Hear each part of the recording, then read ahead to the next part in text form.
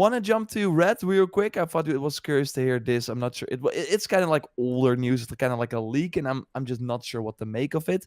So someone over on Reset Era, I think it was John Harker, who is like a known insider according to the mods who verified him or knows things. It says, yeah, he's described as known things in that community. So, I mean, we can of course still take it with a grain of salt, but yeah, there is something, some truth to this. They said that Red, so Assassin's Creed codename Red, the Japan game from Quebec, the Syndicate, and Odyssey makers, that it will be the last of the Origins formula. Ooh.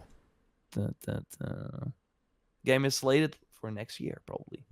So a cool PS5 Pro launch game, but more on that in a second.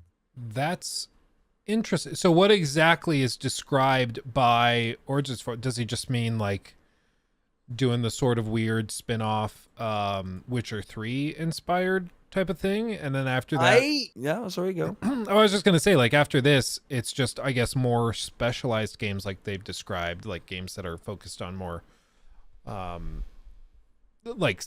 environmental storytelling or other games. Like, are they going to try to get into third person like action narrative games, kind of like Sony Santa Monica's been doing? Like, what I think does that Hexe mean? will probably be more like that. That's my read on that game. But I think my read on this, like the last of the Origins formula, to me says that they, of course, with Origins started something, and Odyssey and Valhalla were basically the same type of games, like very similar, but yeah, in a different setting.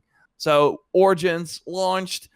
There are like many, like apart from the overall RPG structure, because that's kind of my thing. I don't think there will not be a new Assassin's Creed RPG after Red, because they make a ton of money. Like, they're the most successful Assassin's Creed types of games now. But what you did see was that Origins started this. Okay, we have the sort of more grounded Egyptian, or of course like the origins of the hidden ones. Like, how did that came to be? But also, like, the whole story was pretty grounded, and then they got crazy with mythology in the DLC. We had like item packs at launch. It started with a mount and an armor pack. Then with Odyssey, they added the naval stuff. You had your Raven. Like, there were like many things that all these games had, but they built on top of each other. You had like a Reda character where you could go to get like free Helix items if you were lucky. There were like dailies. There were like weeklies. They really like took a lot of things from those games and put them in the next one. And of course, like, Red with Japan makes sense for that as well. Like, have a very grounded sort of story in that setting, and then for the DLCs, go crazy, like going to Atlantis or whatever, but then in the Japanese mythology. That's kind of my read on it, that they will just really follow something that worked for them for a long time, instead of maybe really trying to reinvent what an RPG could be for the Assassin's Creed series. That's kind of my read on it. All right, I mean, that makes sense, I think. And people probably aren't that frustrated by it. I mean, it's not a bad idea. Nerdrage, thing for the super chat. Does that mean Red will be on the same engine that Odyssey, Origins, and Valhalla used, or will it be just referring to the RPG formula? I mean, spoiler alert, all the Assassin's Creed games are on the same engine.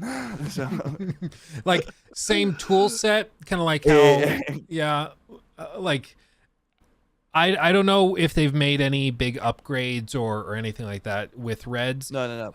But I would imagine it's like a generation newer compared to what Mirage is going to be using. So probably closer to what like Pandora looks like, because that's apparently their next gen engine. Yeah. No. Yeah. I think so as well. Like, but I think like Mirage really looks like Valhalla. I do think that this, because it's also like the first next gen only Assassin's Creed. Like, this will not launch on PS4, Xbox One, so that's already exciting. But maybe it won't be like, my sort of thing with this news is that it maybe won't be that jump that we wanted when you think of like the jump that we saw before, like from a Black Flag to Unity, right? Mm-hmm. Those games are also yeah, it's still similar, but also quite different in terms of the scope and what they were trying to do. But you did see that when looking at the trailer, you saw immediately, okay, this is like feels completely new. Maybe we won't see that as much with Red. That's kind of my read on it, that they will still play it safe and yeah, do things that worked for them instead of really trying to, yeah, from Syndicate to Origins, completely different games. So maybe that will be, that won't be the jump that we see this time. Mhm. Yeah, Yeah. it's one of the frustrating things. I think people look back at the last generational shift and saw just how crazy big the differences were. I mean, you look back at like GTA, or maybe the better example is like Red Dead 1 versus Red Dead 2.